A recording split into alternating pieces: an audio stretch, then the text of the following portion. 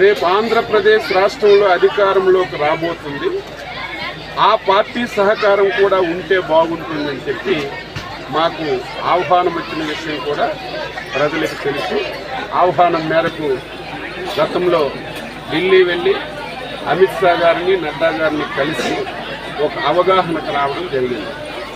మళ్ళీ నిన్నను బీజేపీ పెద్దల ఆహ్వానం మేరకు మా జాతీయ పార్టీ అధ్యక్షుడు చంద్రబాబు నాయుడు గారు, జనసేన అధ్యక్షుడు పవన్ కళ్యాణ్ గారు నిన్న ఢిల్లీ వెళ్ళారు.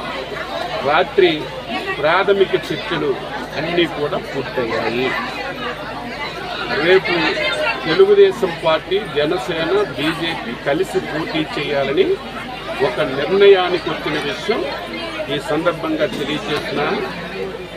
ఎన్ని సీట్లలో పోటీ చేయాలి, ఎన్ని పార్లమెంటుల్లో పోటీ చేయాలి అనే విషయాన్ని ఒక గంట అరగంటలో మళ్ళీ బీజేపీ పెద్దలతో చంద్రబాబు నాయుడు గారు కలిసి ఒక నిర్ణయానికి వచ్చిన తర్వాత ముగ్గురు తెలుగుదేశం, జనసేన, బీజేపీ కలిసి ఆ ప్రకటనని కొద్ది సమయంలోనే వెల్లడిస్తారని చెప్పి తెలియజేస్తున్నాను.